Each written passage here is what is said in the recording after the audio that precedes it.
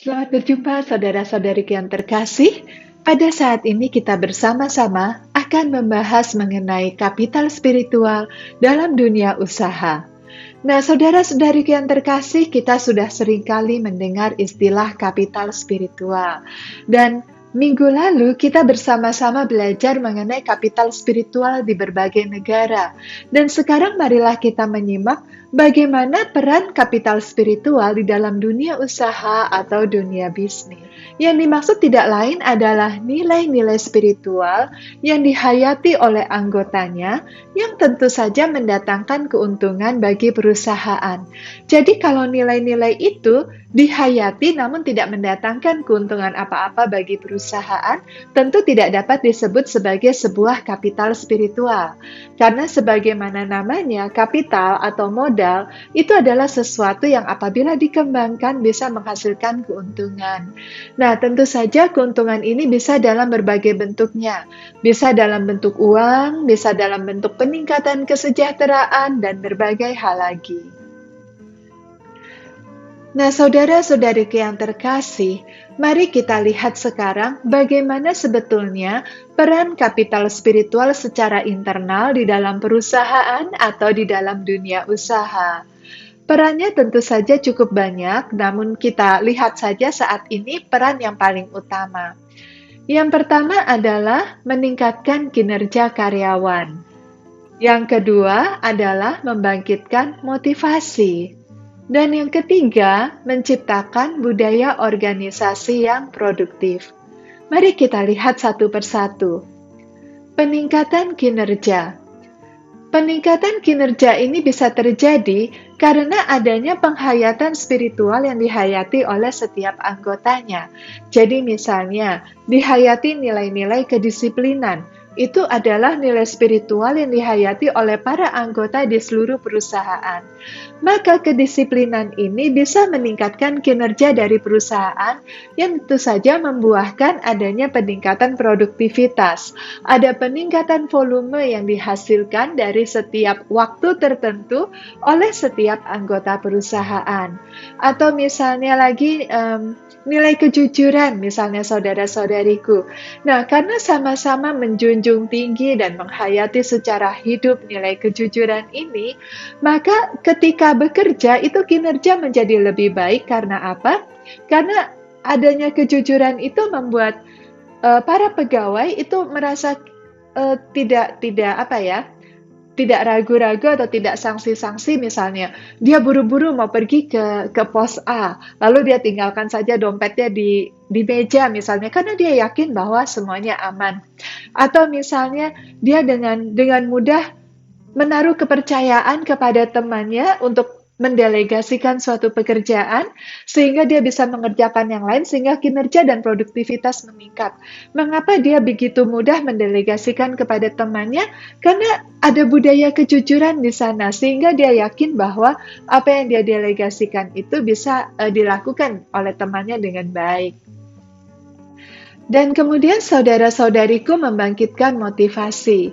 Tentu saja nilai-nilai spiritual ini bisa membangkitkan motivasi.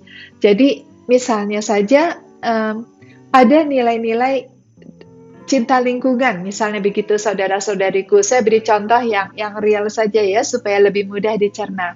Jadi misalnya begini, ada perusahaan atau ada pabrik kertas di Kalimantan Barat.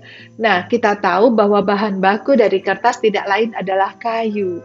Sementara Kalimantan itu telah mengalami deforestasi atau dengan perkataan lain mengalami penyusutan hutan yang habis-habisnya. Kayu-kayunya itu banyak ditebang.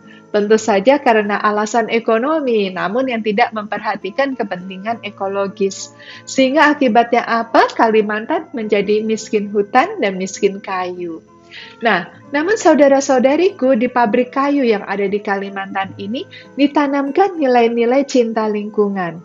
Sehingga karena ada nilai cinta lingkungan, apabila dilakukan penebangan kayu, maka pada saat itu juga dilakukan penanaman kembali. Ada selalu upaya-upaya peremajaan, upaya-upaya penghijauan, sehingga tidak terjadi eksploitasi dan pemusnahan. Nah, dengan demikian kayu bisa tetap lestari. Dan juga penebangannya itu dilakukan manajemen yang bagus, misalnya memakai cara tebang pilih atau cara per area begitu ya. Jadi ada suatu pengaturan yang diatur dengan baik, mulai dari cara penebangannya sampai ke pengemasannya. Nah, karena ada nilai-nilai ini bisa membangkitkan motivasi bagi seseorang yang memang sejak awalnya dia cinta lingkungan. Sehingga dia merasa bahwa dia cocok bekerja di situ karena ini adalah perusahaan yang betul-betul memperhatikan lingkungan. Nah, ini adalah salah satu contoh bagaimana nilai spiritual itu bisa membangkitkan motivasi kerja. Dan tentu saja masih banyak hal lainnya ya saudara-saudariku. Misalnya saja, ketika di dalam diri seorang karyawan itu tertanam nilai syukur yang luar biasa sehingga dia merasa bersyukur dia mendapatkan pekerjaan, dia merasa bersyukur bahwa Tuhan memberikan kepada dia kehidupan sehingga dia termotivasi untuk bekerja lebih baik, untuk meningkatkan kinerja yang sebaik-baiknya sebagai ungkapan rasa syukurnya. Saudara-saudariku yang terkasih, peran yang ketiga dari kapital spiritual di dalam perusahaan internal antara tidak lain adalah menciptakan budaya organisasi yang kondusif. Maksudnya bagaimana? Bisa dibayangkan apabila ada sekelompok pekerja menghayati nilai-nilai yang sama, maka akan terciptalah suatu budaya organisasi tertentu. Nah, apabila nilai-nilai yang dihayati ini menciptakan suatu budaya organisasi yang kondusif, artinya membuat para pekerja merasa nyaman di sana, bisa menjadi produktif dari hari ke hari, maka nilai-nilai yang dihayati itu bisa disebut sebagai kapital spiritual. Jadi misalnya nilai-nilai yang dihayati itu kejujuran, kedisiplinan, dan sebagainya. Maka terciptalah budaya itu di antara mereka. Ada budaya jujur, budaya disiplin yang menjadi ciri khas dari perusahaan tersebut. Dan ternyata itu menciptakan suasana kerja yang kondusif. Maka pada saat itulah nilai-nilai tersebut disebut sebagai kapital spiritual karena menciptakan budaya organisasi yang kondusif di dalam perusahaan. Nah, sekarang bagaimana peran kapital spiritual secara eksternal? Menjadikan perusahaan sebagai organisasi yang dapat dipercaya dan diandalkan oleh mitranya. Lalu yang kedua, menciptakan relasi sosial dan memperlancar transaksi. Nah, jadi saudara-saudariku yang terkasih, apabila sebuah perusahaan itu berisi anggota-anggota yang memiliki penghayatan terhadap nilai-nilai spiritual tertentu, misalnya saya ulang-ulang saja terus apa yang tadi kita sebut ya, yaitu nilai kejujuran dan nilai kedisiplinan, ini ternyata bisa membangkitkan mitra dari perusahaan itu untuk menaruh kepercayaan. Jadi misalnya, saya bermitra saja sama perusahaan itu karena orang-orangnya jujur dan disiplin. Mereka dapat dipercaya, mereka bisa diandalkan. Nah, itu menjadi contoh bahwa penghayatan nilai-nilai itu bisa mendatangkan keuntungan bagi perusahaan karena menjalin relasi sosial dengan mitra yang kemudian pada akhirnya mendatangkan keuntungan bagi perusahaan. Nah, saudara-saudariku yang terkasih, apabila tercipta relasi sosial di mana ada kepercayaan satu sama lain, maka pada saat itu akan terjadilah transaksi. Dan bukankah perusahaan itu akan mendapatkan keuntungan apabila terjadi transaksi? Dan transaksi itu hanya akan terjadi apabila terjalin suatu relasi. Dan relasi itu akan terjalin apabila mitra itu mau percaya gitu ya kepada perusahaan ini. Dan perusahaan ini bisa dipercaya karena apa? Karena ada nilai-nilai spiritual yang dihayati. Inilah yang disebut dengan kapital spiritual. Nah, sekarang tentu muncul pertanyaan. Lalu bagaimana caranya supaya di perusahaan kita itu kapital spiritualnya itu tumbuh dan bahkan menguat.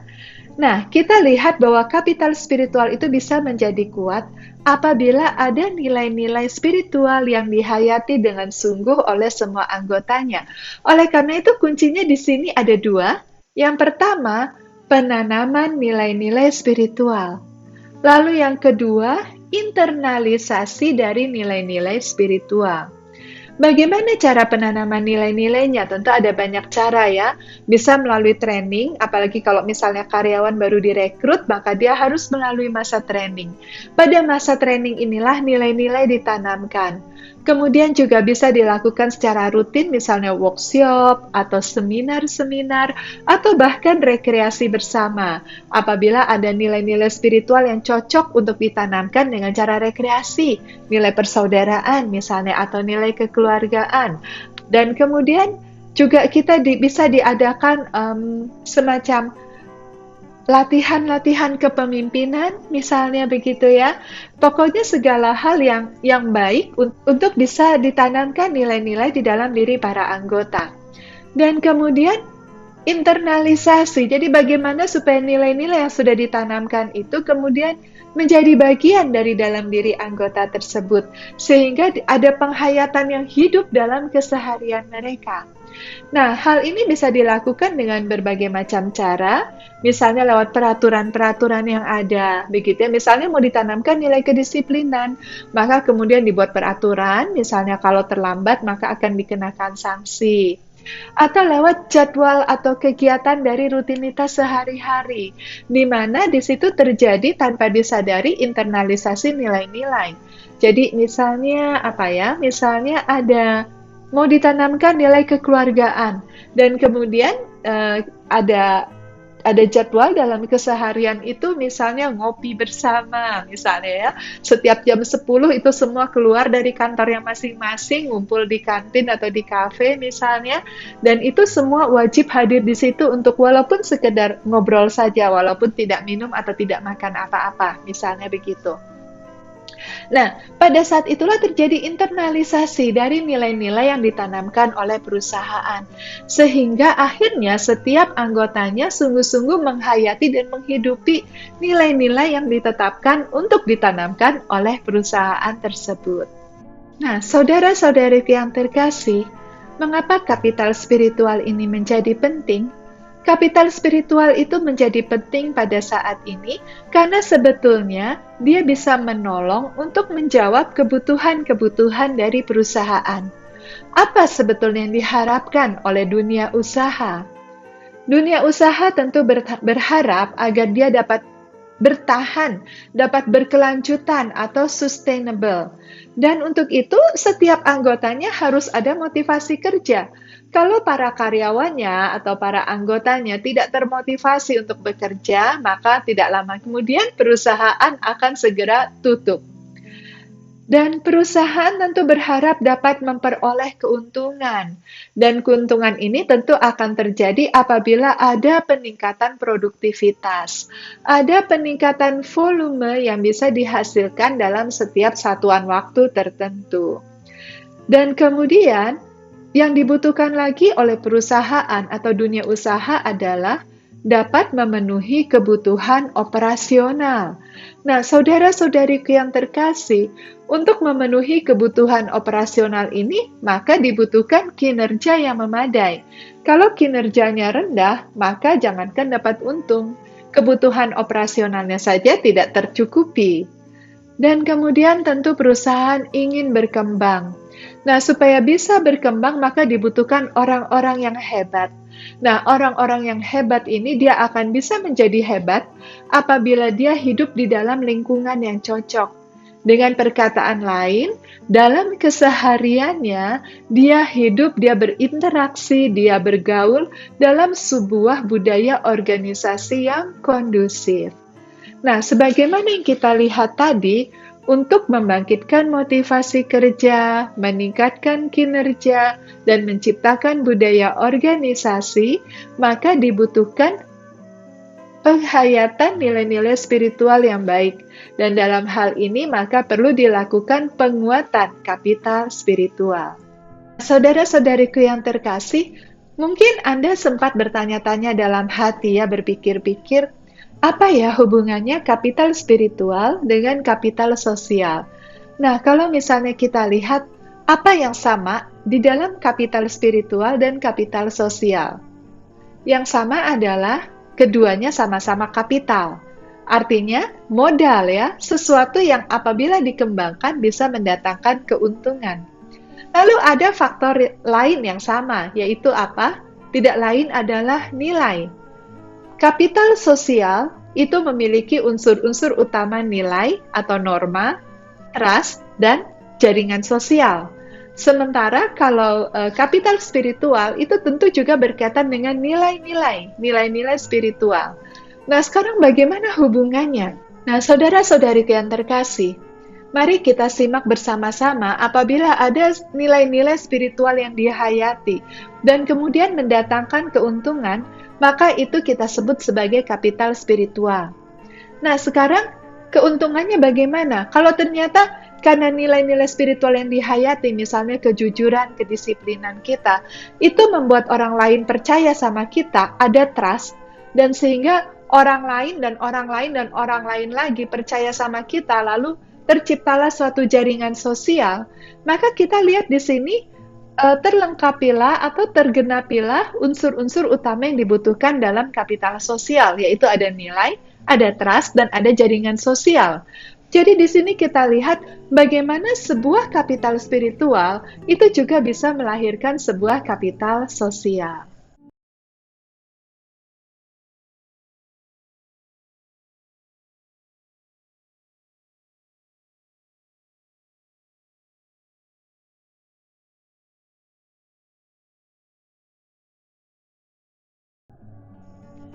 Dalam kesempatan ini saya ingin menyampaikan suatu hal begini. Dunia ini semakin lama semakin digital. Dan ini akan ada bahaya bahwa manusia dan robot itu perlu dibedakan dengan jelas. Karena apa? Karena robot ini peranannya semakin banyak di dalam kehidupan manusia. Sehingga bagaimana kita bisa membedakan dengan jelas yang mana manusia, yang mana robot. Nah, kalau dulu kita bilang perbedaan utamanya adalah manusia bisa berpikir. Itu yang membedakan manusia dari benda-benda dan dari makhluk hidup yang lain. Nah, tapi sekarang ada banyak artificial intelligence yang juga sangat pintar. Nah, karena itu yang menjadi terutama sekarang adalah kalau manusia dia memiliki perasaan, memiliki hati nurani, dan memiliki penghayatan spiritual. Nah, hal inilah saudara-saudariku yang akhirnya pada dekade ini justru kita melihat peningkatan kapital spiritual itu menjadi penting. Karena peningkatan kapital spiritual itulah yang membuat manusia menjadi tetap eksis. Yang membuat manusia tidak dapat digantikan oleh robot. Ketika sebuah perusahaan membutuhkan orang-orang yang menghidupi nilai-nilai spiritual tertentu, maka yang dibutuhkan adalah orang. Nah, oleh karena itu, saudara-saudariku yang terkasih, pada saat ini justru saya ingin menyampaikan di saat zaman semakin canggih, di saat zaman semakin berkembang di dalam teknologi, justru pada saat ini kita justru jangan semakin meninggalkan hal-hal yang spiritual. Karena hal-hal yang spiritual itulah yang membuat kita tetap menjadi manusia yang seutuh-utuhnya. Terima kasih.